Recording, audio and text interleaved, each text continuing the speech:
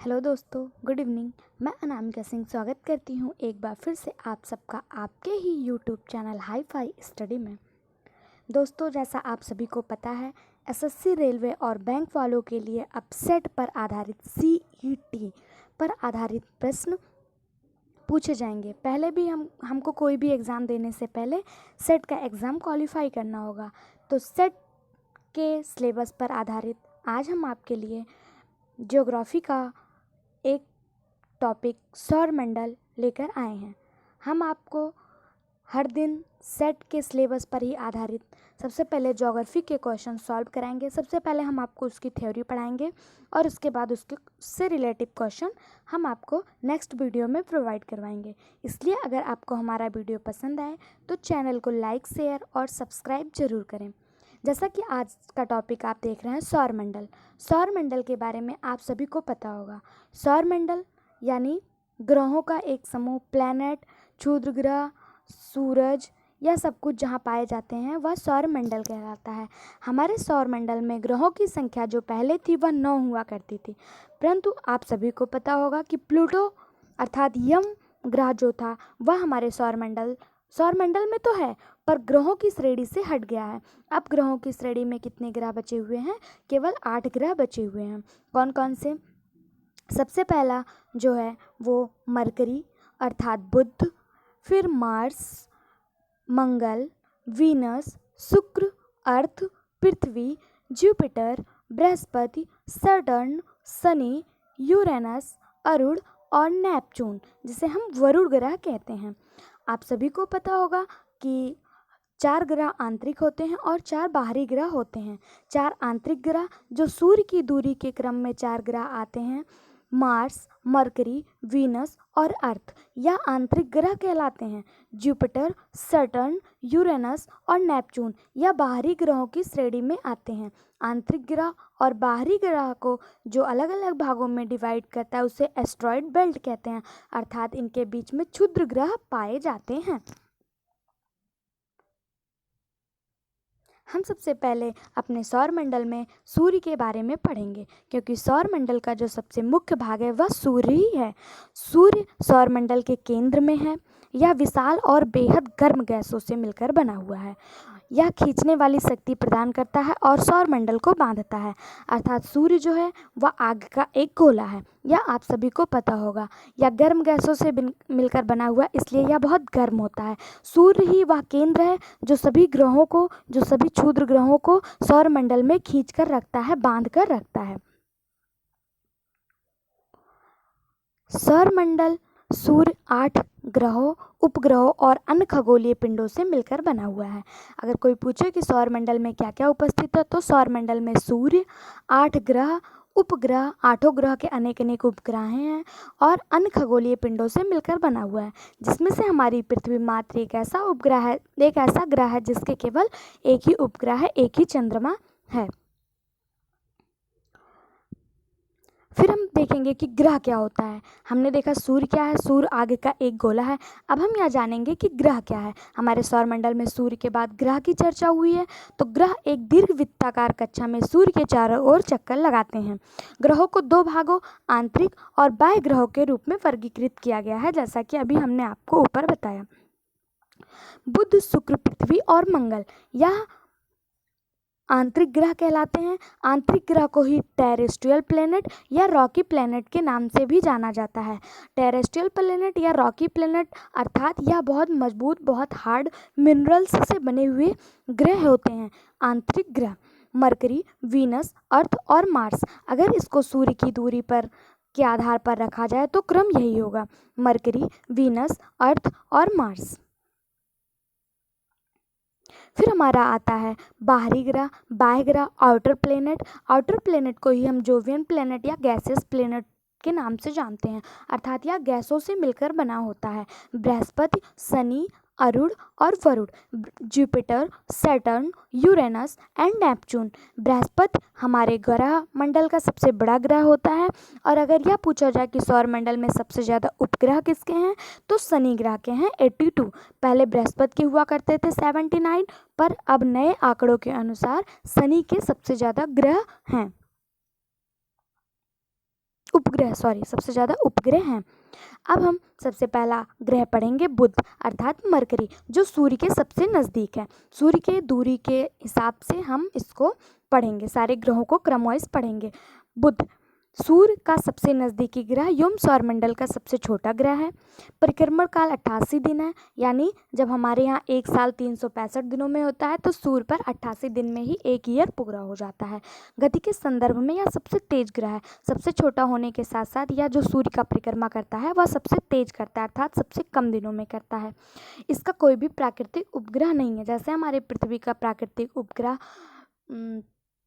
वो है, क्या कहते हैं, चंद्रमा, इसी तरह सूर्य का, बीच में डिस्टरबेंस के लिए सॉरी। अब हमारा अगला ग्रह है शुक्र अर्थात वीनस। रोमन की सौंदर्य देवी के नाम पर वीनस का नाम पड़ा है। जो रोमन की सुंदरता की देवी हैं उन्हें वीनस के नाम से जाना जाता था, इसी पे शुक्र ग्रह का नाम वीनस पड़ा हुआ है। फिर आता है सूर्य से दूसरा सबसे निकट ग्रह है, अर्थात पहला बुध है और दूसरा कौन सा है, शुक्र है। इसका परिक्रमण काल 225 दिन का है। बुध का कितना था, 88 दिन का, जो सबसे छोटा परिक्रमण काल था। लेकिन शुक्र का कितना है, 225 दिन का है। शुक्र, इसके सतह पर तापमान 475 डिग्री से, और यह सबसे गर्म ग्रह है। अगर पूछा जाए सबसे गर्म ग्रह कौन सा है तो शुक्र है, ना कि बुध। अगर सूर्य के सबसे नज़दीक होने के कारण आप बुध पे टिक लगा कर आएंगे तो आपका जवाब गलत हो जाएगा। बुध जो है वो सूर्य के सबसे नज़दीक तो है, परंतु सबसे गर्म ग्रह जो है वो शुक्र है। यह सबसे चमकीला ग्रह भी जाना जाता है। इसी को भोर और संध्या का तारा भी कहा जाता है। सूर्य को पृथ्वी की जुड़वा बहन के रूप में जाना जाता है और इसका भी कोई प्राकृतिक उपग्रह नहीं है। आई होप आपको समझ में आ रहा होगा।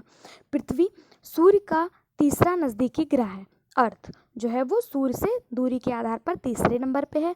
इसका परिक्रमण काल 365 दिन 6 घंटे में पूरा होता है। यही 365 दिन का 6 घंटा, ये 6 घंटा जब 4 सालों में इकट्ठा होकर 24 घंटे बनाते हैं तो यह लिपि वर्ष में चेंज हो जाता है। इसीलिए कहा जाता है कि 4 साल में एक बार लिपि वर्ष आता है, यही 6 घंटे उसमें ऐड होते हैं। इसकी सतह में 71% जल है, इसलिए इसे नीला ग्रह भी कहते हैं। केवल एक प्राकृतिक उपग्रह जो है इसका चंद्रमा है। इसकी घूर्णन गति जो है वह पश्चिम से पूर्व की ओर है। दो ही ग्रह ऐसे हैं जो पश्चिम से पूर्व की ओर घूमते हैं, बाकी सारे ग्रह जो हैं वो पूर्व से पश्चिम की ओर घूमते हैं। फिर आता है हमारा मंगल ग्रह। मंगल ग्रह सूर्य की दूरी के आधार पर चौथे नंबर पर है। मिट्टी में लौह ऑक्साइड की उपस्थिति के कारण इसे लाल ग्रह के रूप में जाना जाता है, क्योंकि इसमें लौह ऑक्साइड, रेड प्लैनेट इसे जाना जाता है। इसमें जो होता है आयरन बहुत ज़्यादा होता है, इसलिए यह लाल दिखाई देता है। फोबोस और डिमोस मंगल के 2 प्राकृतिक उपग्रह हैं। अगर ये अक्सर पूछ लिया जाता है कि मंगल के फोबोस और डिमोस किसके उपग्रह हैं, तो मंगल के हैं। निक्स ओलंपिया और सौरमंडल का सबसे बड़ा पर्वत है, वो मंगल ग्रह पर ही उपस्थित है। अगर पूछ लिया जाता है कि सौरमंडल का सबसे बड़ा पर्वत कौन सा है, तो निक्स ओलंपिया, और यह कहाँ पर उपस्थित है, तो ये मंगल ग्रह पर उपस्थित है। इससे रिलेटिव प्रश्न भी हम आपको कराएंगे, आप परेशान मत होइएगा। अगर आपको पसंद आ रहा है, सब कुछ हमारा कॉन्सेप्ट पसंद आ रहा है, तो चैनल को लाइक, शेयर और सब्सक्राइब करना मत भूलिएगा। दोस्तों के साथ शेयर करिएगा, जिससे उन्हें भी नॉलेज मिलती रहे। सौरमंडल का सबसे बड़ा ज्वालामुखी ओलिम्पस मेंसी मंगल पर ही स्थित है। सौरमंडल का सबसे बड़ा पर्वत और सौरमंडल की सबसे बड़ी ज्वालामुखी जो है वह भी मंगल ग्रह पर ही उपस्थित है। अब आता है हमारा जुपिटर। अब हमारे आंतरिक ग्रह खत्म हो गए, अब हम बाहरी ग्रहों के यानी आउटर प्लेनेट के बारे में पढ़ेंगे। सूर्य की दूरी के आधार पर यह 5वें नंबर पे है। यह सौरमंडल का सबसे बड़ा ग्रह है। यह पृथ्वी की तुलना में 11 गुना भारी और इसमें 67 प्राकृतिक उपग्रह या चंद्रमा है। सॉरी, 67 यहाँ पर गलत लिख दिया। किसी किसी किताब में 67 लिखा हुआ है, किसी किसी किताब में 79 लिखा हुआ है, तो आप कंफ्यूज मत होइएगा, क्योंकि अब बृहस्पति के बारे में आपसे नहीं पूछा जाएगा। क्योंकि सबसे पहले कुछ समय पहले बृहस्पति के सबसे ज़्यादा उपग्रह हुआ करते थे, तो बृहस्पति पूछा जाता था। आई थिंक 79 हुआ करते थे। अब जो हैं वो शनि के 82 सबसे ज़्यादा उपग्रह हो गए हैं। यहाँ पर ये गलत लिख दिया गया है कि सबसे अधिक उपग्रह, अब सबसे अधिक उपग्रह जो हैं वह शनि के हैं। बृहस्पति में गैनीमेडा इसका सबसे बड़ा उपग्रह है या सौरमंडल का सबसे बड़ा उपग्रह भी है। सौरमंडल का सबसे बड़ा ज्वालामुखी और सौरमंडल का सबसे बड़ा पर्वत जो था वो मंगल ग्रह पे पाया गया था, लेकिन सौरमंडल का सबसे बड़ा उपग्रह गैनीमेडा जो है यह बृहस्पति ग्रह पर पाया जाता है। सौरमंडल का सबसे छोटा उपग्रह डिमोस जो है वो मंगल ग्रह का है। डिमोस जो है वो सौरमंडल का सबसे छोटा उपग्रह है। अगला हम देखते हैं अरुण यानी कि यूरेनस या सूर्य की दूरी के आधार पर छठे नंबर पर। बीच में शनि गायब हो गया, सॉरी। शनि के बारे में हम आपको बता दें कि सूर्य की दूरी के आधार पर छठे नंबर पर है और वह उसके सबसे ज़्यादा उपग्रह हैं। उसके उपग्रह जो हैं वो 82 हैं। फिर आता है हमारा सातवां जो है वो यूरेनस है। अरुण की खोज 1781 में सर विलियम हार्सेल ने की थी। इसके अक्षीय झुकाव अधिक हैं, इसलिए इसे लेटा हुआ ग्रह भी कहा जाता है। लेटा हुआ ग्रह के नाम से किसे जाना जाता है, तो यूरेनस अर्थात अरुण ग्रह को लेटा हुआ ग्रह के नाम से जाना जाता है। शुक्र की सतह पर भी सूर्य के चारों ओर दक्षिणावर्त परिक्रमण अर्थात पूर्व से पश्चिम करता है। शुक्र की तरह यह भी सूर्य के चारों ओर दक्षिणावर्त परिक्रमण अर्थात शुक्र और अरुण दो ग्रह ऐसे हैं जो पूर्व से पश्चिम की ओर घूमते हैं। सॉरी, इसके पहले हमने आपको गलत इन्फॉर्मेशन दे दिया था, उसके लिए सॉरी। फिर आता है हमारा वरुण नेपच्यून। यह 8वां ग्रह है, यह सबसे लास्ट ग्रह है। वरुण अरुण के समान है, अतः इसे जुड़वा रूप में भी जाना जाता है। जैसे पृथ्वी और शुक्र को जुड़वा बहनें कहा जाता है, इसी तरह अरुण और वरुण को भी जुड़वा के रूप में जाना जाता है। इसमें 13 उपग्रह शामिल हैं। हमारा प्लूटो जो है वह ग्रहों की श्रेणी से हटा दिया गया, लेकिन हम इसके बारे में भी पढ़ लेते हैं। 1930 में क्लाउड टॉम्बाद द्वारा प्लूटो की खोज की गई थी। इसे सौरमंडल का 9वां और सबसे छोटा ग्रह माना जाता था। ध्यान दीजिएगा, माना जाता था, माना जाता है नहीं।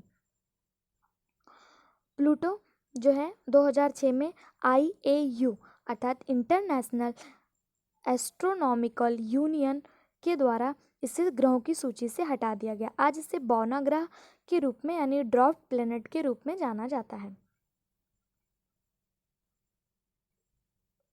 सौरमंडल से थ्योरी यहाँ पर कंप्लीट होती है। अब हम आपको इससे रिलेटिव कुछ प्रश्न आज कराएंगे, आप परेशान मत होइएगा। इससे रिलेटिव और जितने भी इम्पोर्टेंट प्रश्न हैं वो मैं आपको अगले वीडियो में करा दूंगी। हमारे चैनल को सब्सक्राइब कर लीजिएगा, बेल आइकन पर क्लिक कर लीजिएगा, जिससे आपको सारे वीडियोस आसानी से प्राप्त हो जाएं। मैं इससे रिलेटिव जितने भी प्रश्न आपके सेट के पेपर में इम्पॉर्टेंट होंगे वह सारे कराऊंगी। आज का हमारा पहला प्रश्न है, सौर प्रणाली के भू केंद्रित मॉडल द्वारा प्रस्तावित किया गया। अर्थात सौर प्रणाली का जो भू केंद्रित मॉडल है वह किसके द्वारा प्रस्तावित किया गया, किसके द्वारा दिया गया, तो टॉलेमी नामक साइंटिस्ट जो थे इनके द्वारा भू केंद्रित मॉडल प्रस्तावित किया गया था। नेक्स्ट है, निम्नलिखित में से कौन जोवियन ग्रह नहीं है। जोवियन ग्रह अर्थात आउटर प्लेनेट। तो आउटर प्लेनेट में हमने आपको पढ़ाया था जुपिटर, सैटर्न, नेपच्यून और यूरेनस। तो जो मार्स है यह जोवियन ग्रह नहीं है, यह इनर ग्रह है। सौरमंडल के सबसे छोटे चंद्रमा का नाम बताइए। डिमोस। हमने आपको बताया था सौरमंडल का सबसे छोटा उपग्रह जो है वो डिमोस है। या किसका उपग्रह है, तो यह मार्स का उपग्रह है। डिमोस और फोबोस। फोबोस और डिमोस किस ग्रह के दो उपग्रह हैं, तो मंगल ग्रह अर्थात मार्स के दो उपग्रह हैं। बौना ग्रह मंगल और बृहस्पति के बीच क्षुद्र ग्रह बेल्ट में स्थित है। अगर आपसे पूछा जाए बौना ग्रह मंगल और बृहस्पति के बीच क्षुद्र ग्रह बेल्ट में कौन सा स्थित है, तो सीरीस। शुक्र के वातावरण पर कौन सी गैस प्रचुर मात्रा में है, कार्बन डाइऑक्साइड। कार्बन डाइऑक्साइड अधिक मात्रा में होने के कारण ही शुक्र सबसे गर्म ग्रह के रूप में जाना जाता है। नेक्स्ट है, शनि पर 20 नए चंद्रमाओं की खोज के बाद शनि पर चंद्रमाओं की कुल संख्या कितनी हो गई, 82। शनि के अलावा निम्नलिखित में से किस ग्रह के पास अपने स्वयं के रिंग सिस्टम है, यूरेनस और नेपच्यून के पास। शनि के पास 7 रिंग सिस्टम है अर्थात छल्ले हैं। उसके बाद यूरेनस और नेपच्यून के पास भी कुछ मात्रा में रिंग सिस्टम पाए जाते हैं, इसीलिए इसे गैसियस प्लेनेट कहा जाता है। या जो रिंग होते हैं या गैसों के छल्ले होते हैं। यूरेनस और सूर्य के चारों ओर घूमने में कितना समय लगता है, तो यूरेनस को सूर्य के चारों ओर घूमने में लगा समय 84 ईयर्स का होता है, यानी 84 साल का होता है। ट्राइटन निम्नलिखित में से किस ग्रह का चंद्रमा है? तो वरुण का। टाइटन नहीं पूछा गया, आप ध्यान दीजिएगा, यहाँ ट्राइटन पूछा गया। ट्राइटन वरुण का है। अगर टाइटन होता तो टाइटन जो वो जुपिटर का उपग्रह है, लेकिन ट्राइटन जो है वो नेपच्यून का उपग्रह है। आज के प्रश्न यहाँ पर समाप्त होते हैं। वीडियो को देखने के लिए बहुत बहुत धन्यवाद। चैनल को लाइक, शेयर और सब्सक्राइब करें, साथ में बेल आइकन पर क्लिक करें जिससे आपको सारे अपडेट्स मिलते रहें। Thank you so much.